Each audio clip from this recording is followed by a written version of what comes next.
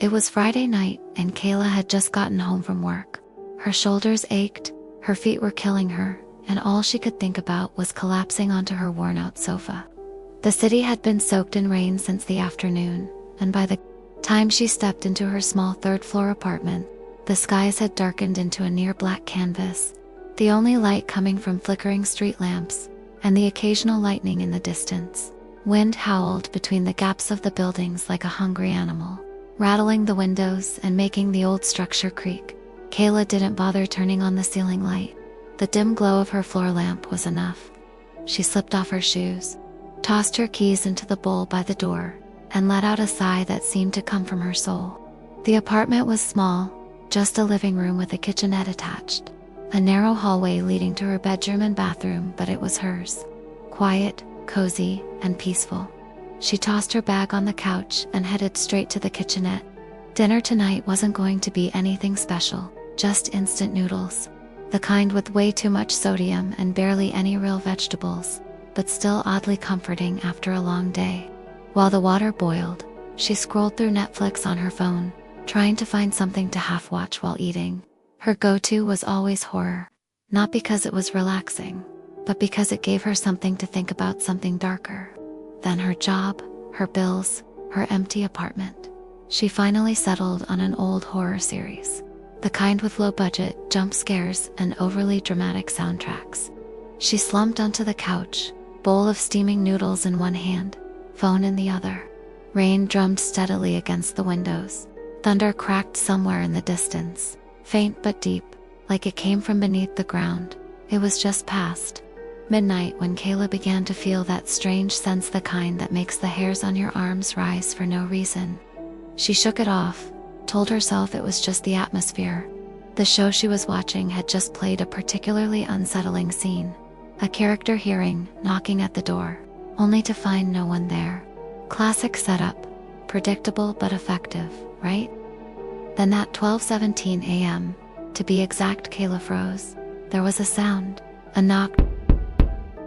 It wasn't loud, it wasn't aggressive, just 3 slow, deliberate knocks, like someone using just the tips of their fingers to tap on the wood. Kayla held her breath and stared at the front door. The knock didn't repeat immediately. The apartment was dead silent except for the sound of her own heartbeat thudding in her ears and the hiss of rain outside. She waited. Maybe she imagined it. It could have been from the TV. She glanced over. The show was on a dialogue scene now. Nothing that could have matched the knocking sound. She sat up straighter, setting her half-empty bowl on the coffee table. Her mind tried to reason. Maybe it was someone next door. The walls were thin. She'd heard her neighbor sneeze once through them. A knock from the apartment beside hers could easily be mistaken for one on her own door. She was about to brush it off when 10 seconds later, it came again. Same sound, same pace, still soft, still from the front door. Kayla stared at the door again, this time longer. Her chest felt tight. She wasn't the paranoid type, lived alone for 3 years and handled it just fine. But something about this moment felt off. Not wrong exactly, but delicate. Like the world had just shifted 1 inch to the left, and now everything was a little tilted. She stood up slowly, walking toward the door on cautious feet. Her bare soles made almost no sound on the old wooden floor. When she reached the door, she didn't open it. Not right away. She leaned in close and peered through the peephole. No one was there. The hallway outside was quiet and still, lit only by the flickering ceiling light above the stairwell. The bulb was always half dead, gave off a cold, bluish glow that made the already narrow corridor feel like part of an old abandoned hospital.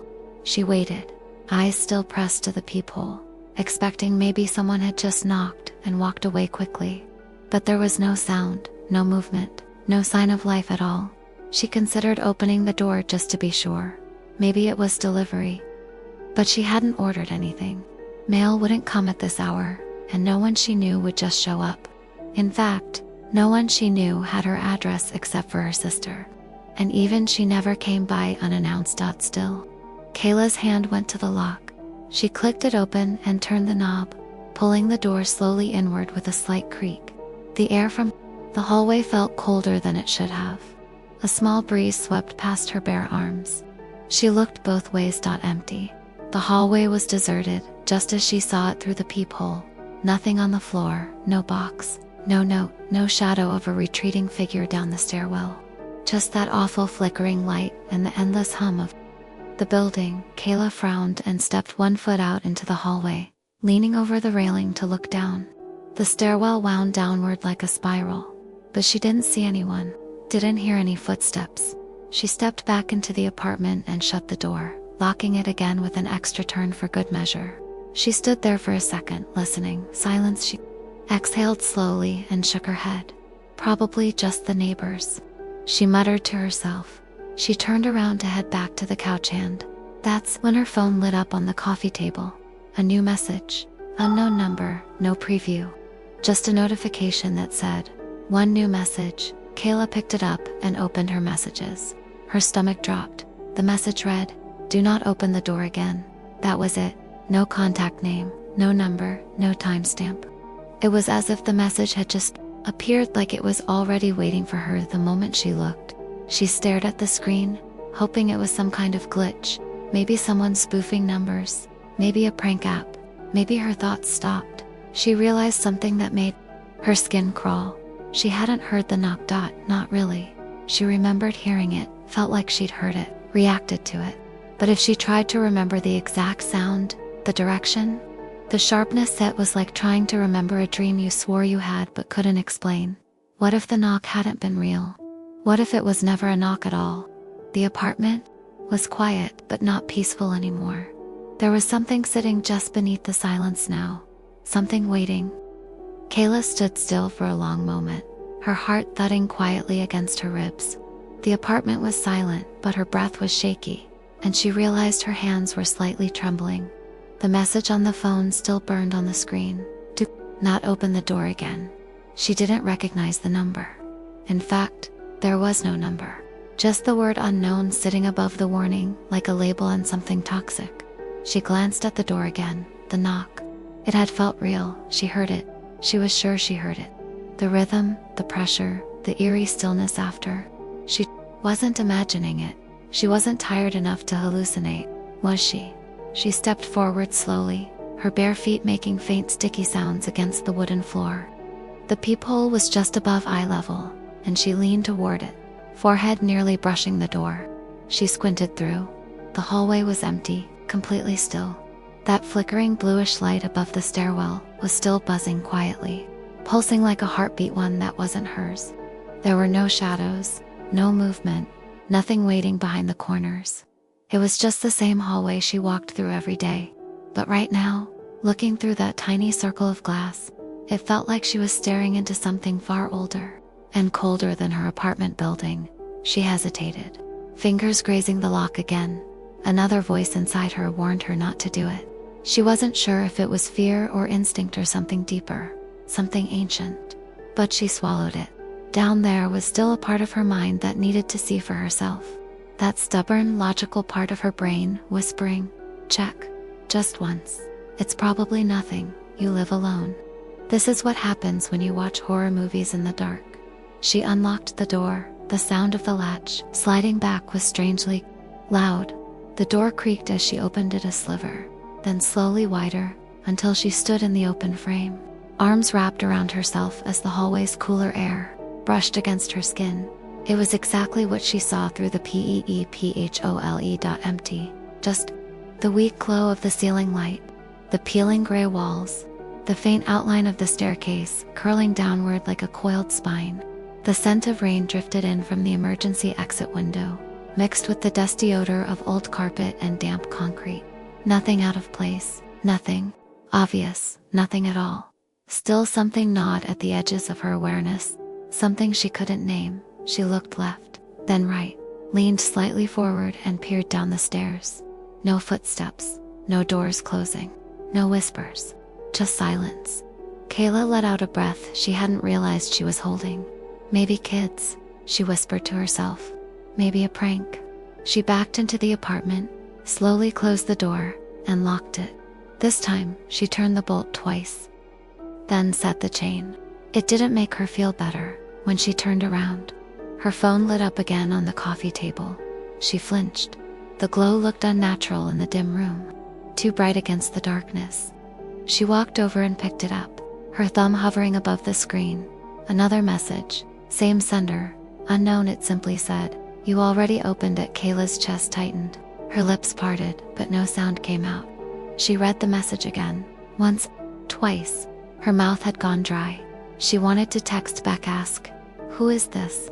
or "What do you want?" But there was no reply option, no number, no contact info.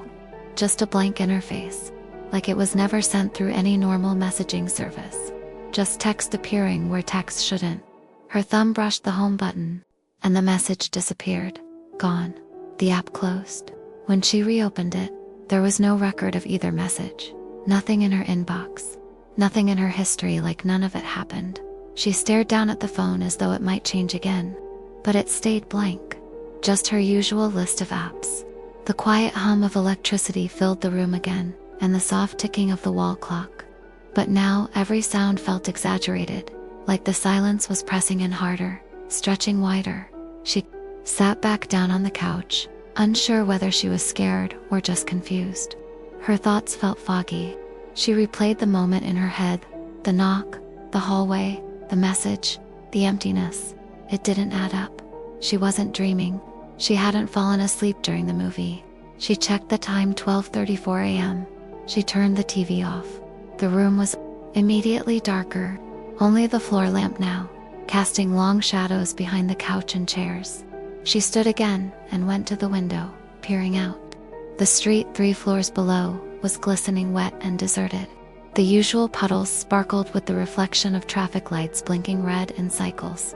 No cars, no people, just the occasional gust of wind flinging droplets against the glass. Kayla touched her forehead. It was damp, not from rain, sweat. She turned back to the room. Her gaze stopped at the door. The knock had come from there, she was certain. But that hallway, it had felt too quiet, not just empty or wrong, like sound itself had been stolen from it. She shook herself and stepped away from the window. She didn't want to look anymore as she reached for her phone again, intending to call her sister, or anyone she heard a sound. It wasn't a knock this time, it was a click, subtle, metallic. She turned to the door again, her blood ran cold. The chain lock was swaying, slowly back and forth, as if someone had just brushed it from the other side. Kayla stared at it, frozen. She hadn't touched it. She hadn't gone near the door after locking it. And yet, there it was, moving gently. Mocking her, her body acted before her brain did. She lunged toward the door, threw the deadbolt back into place, then pressed her weight against the wood like that would somehow help. Her ears were ringing, just she stood there for what felt like forever. Unmoving, listening. Nothing. Eventually the chain stilled. Kayla backed away step by step, until her calves hit the edge of the couch. She sat down again, knees drawn up slightly, staring at the door. Her phone was still in her hand.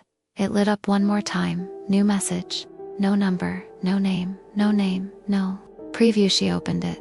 The message said, "Some doors were never meant to be opened, even once." Kayla dropped the phone. For the first time, she realized something.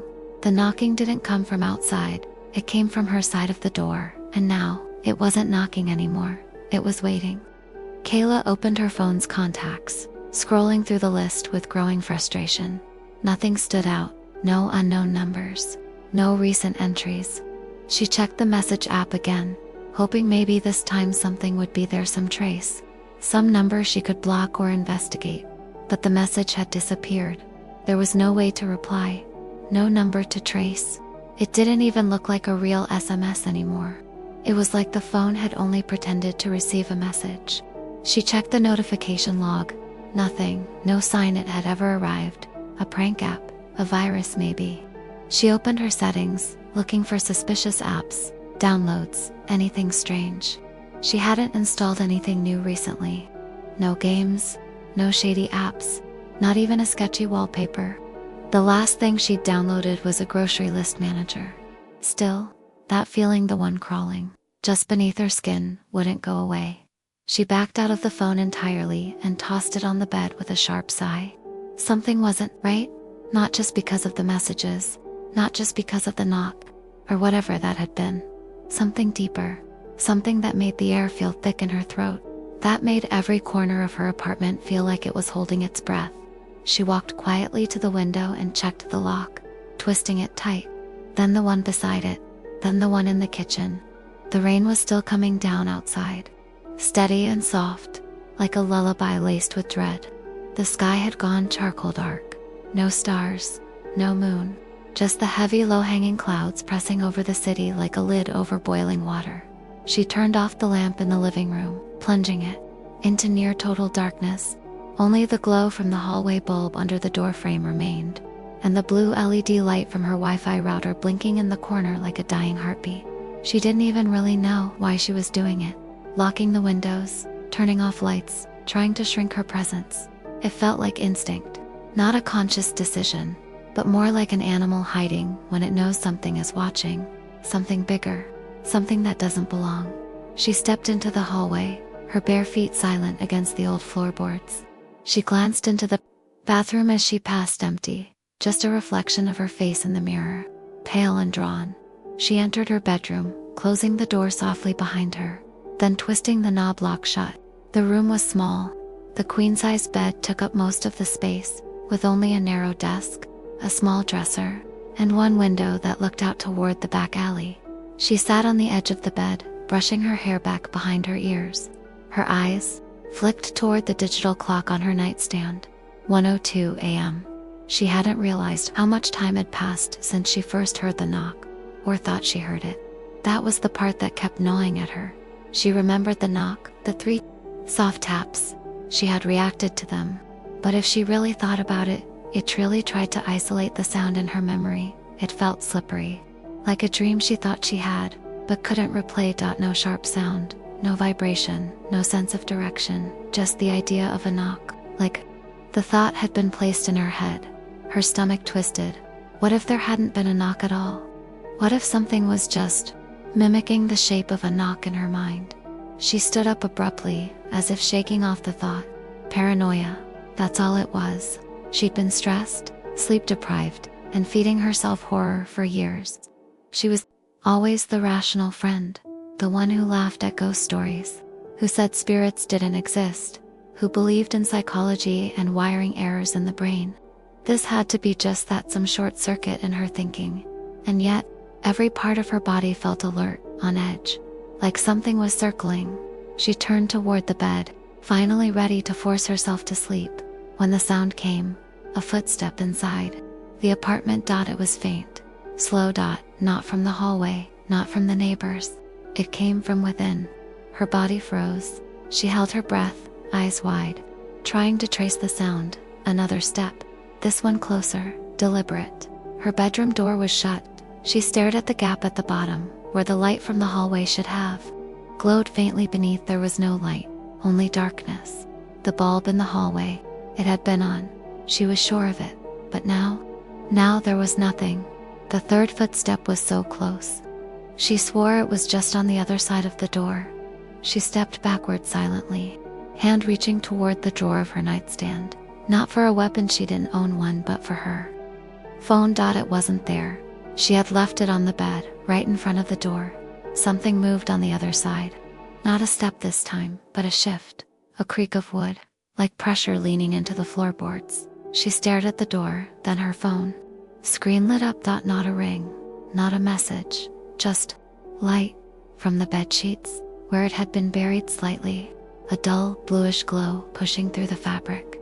She stared at it, didn't move. Then slowly, the light faded again, as if someone had turned the screen off. Kayla opened her mouth to say something, anything, but no sound came out. The air in the room was too thick, too still. She took one cautious step forward, every nerve screaming not to, but she needed to see, needed to know if this was real or just some twisted, sleep-deprived hallucination. She crouched beside the bed and pulled the phone from the covers. It was unlocked. The screen was open to her messages again. One new message. No. Number. No. TIMESTAMP.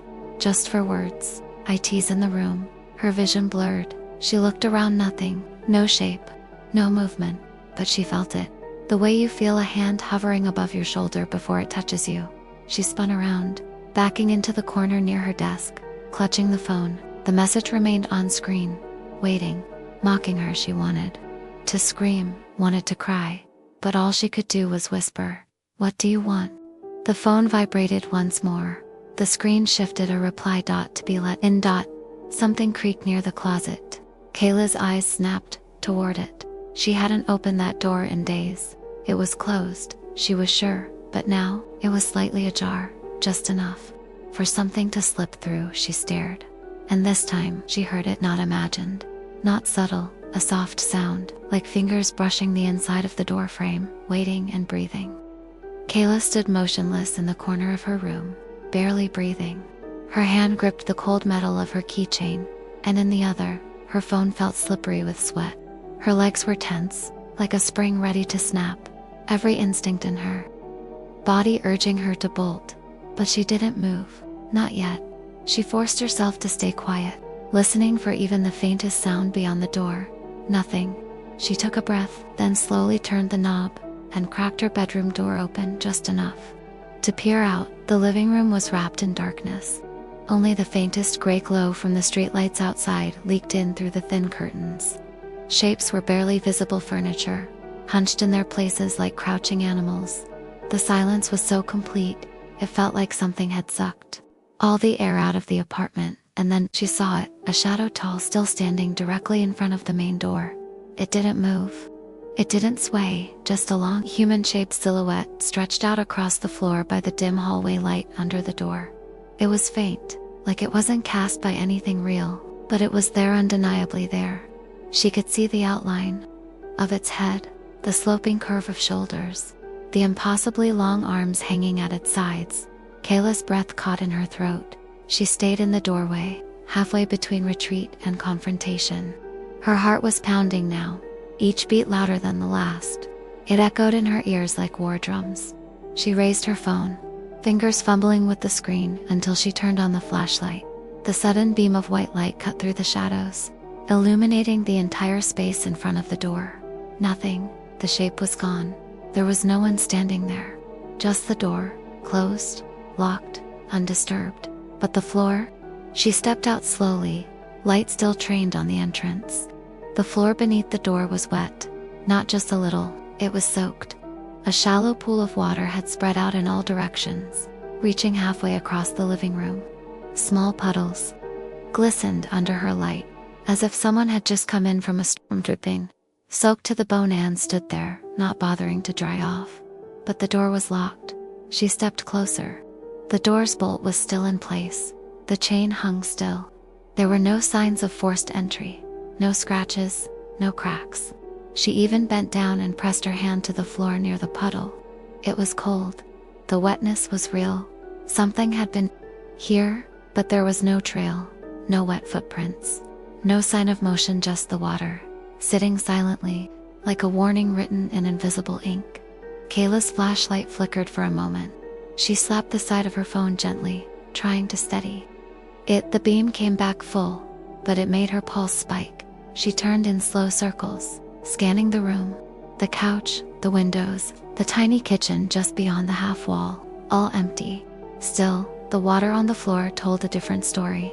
She began to back away, step by step, toward her room. She wanted to call someone, anyone, but the idea of speaking out loud, of making a sound, felt dangerous, like it would give something permission to respond. Her bedroom door creaked behind her as she nudged it open.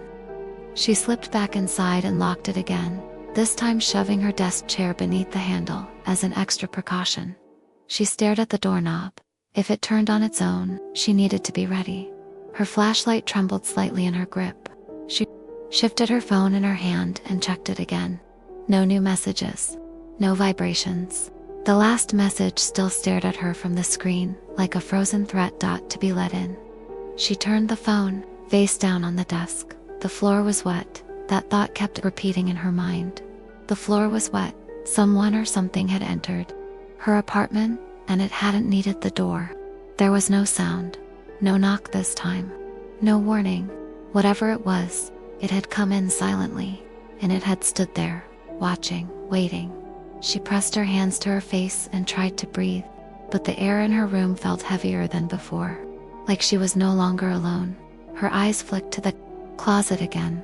Still open, still dark. She turned her flashlight toward it, but it only lit up the first few inches.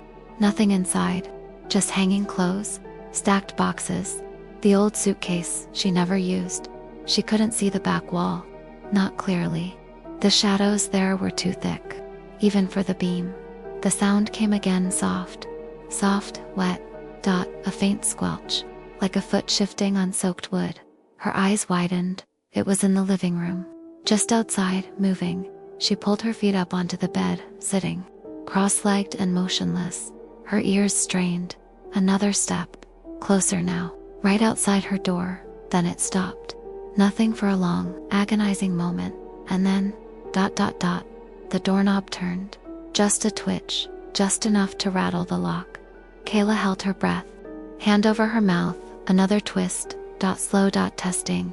It didn't force its way in, it didn't knock, it just waited, and turned. She grabbed her phone with a trembling hand, and turned the screen back on.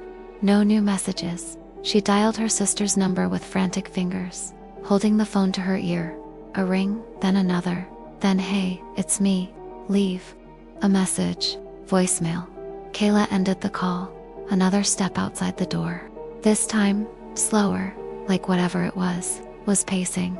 She opened her camera app and slipped to the floor, angling the phone toward the tiny gap between the bottom of the door and the floor. She saw it too.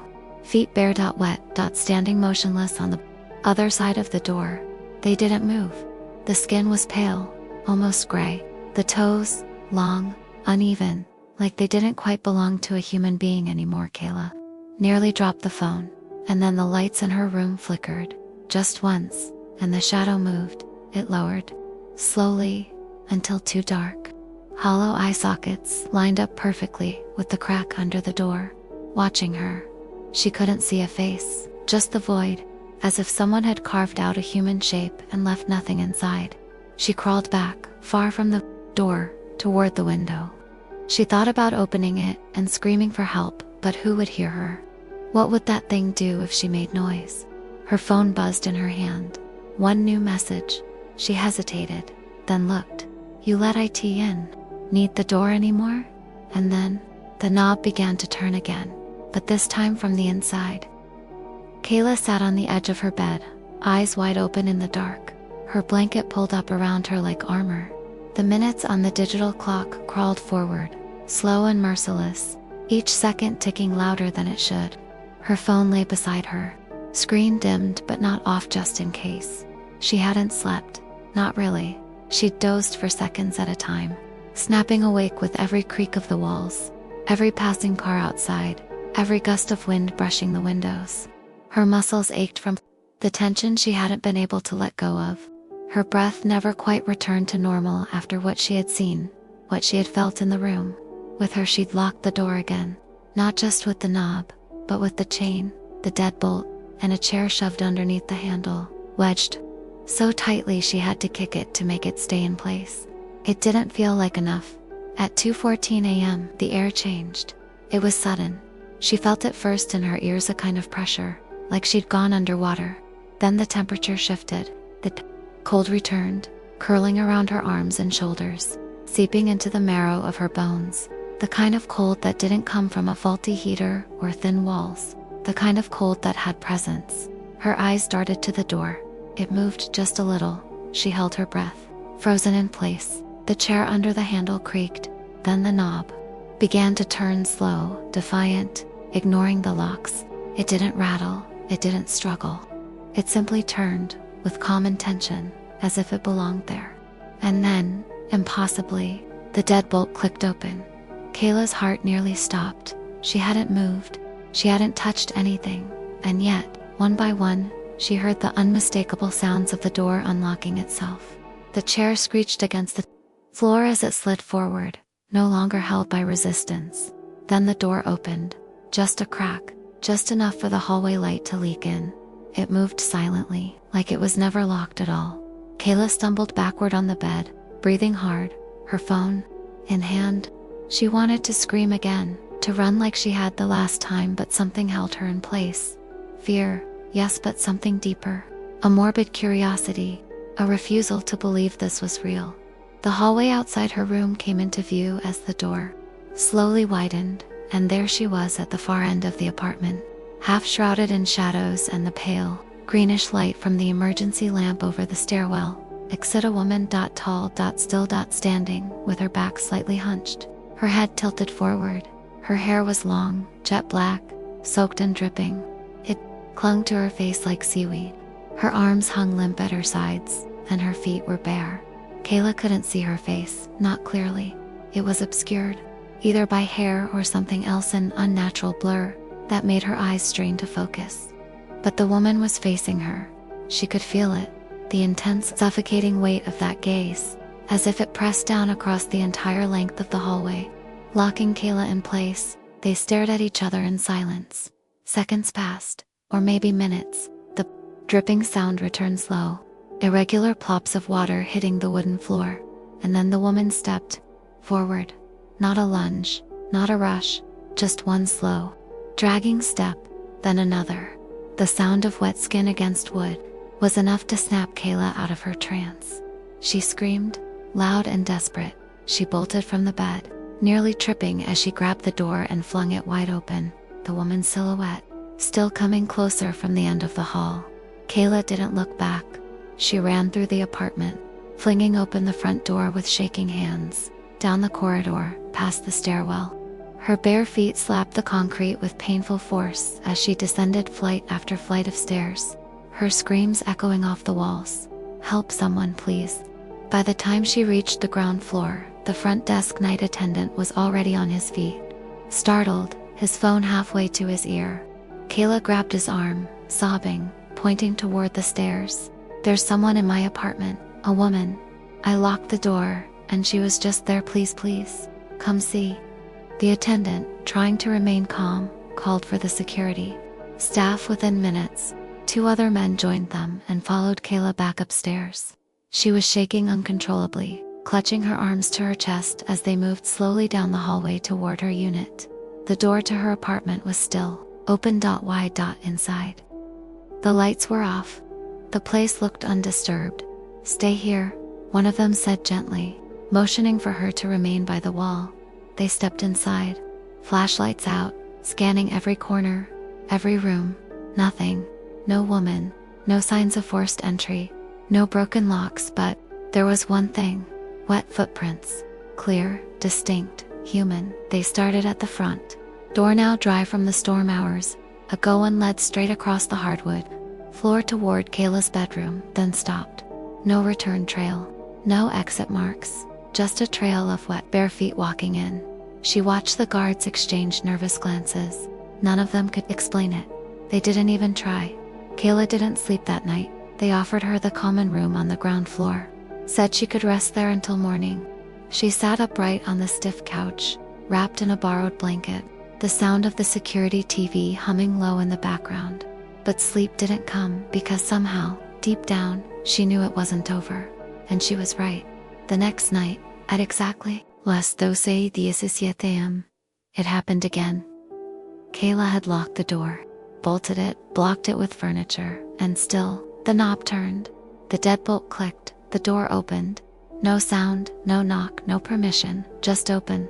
Every night after that, the exact same time, 12:17 am, the door would slowly open on its own, even if she was awake, staring right at it, even if she begged out loud for it not to, even if she filmed it, though the footage would always be mysteriously corrupted. She never saw the woman again directly, but she felt her watching from the hallway, from the closet, from the corner of her room just outside the flashlight's reach. And always, the faint sound of water dripping, wet footprints appearing out of nowhere, the door that no longer needed knocking, because whatever it was had already been let in.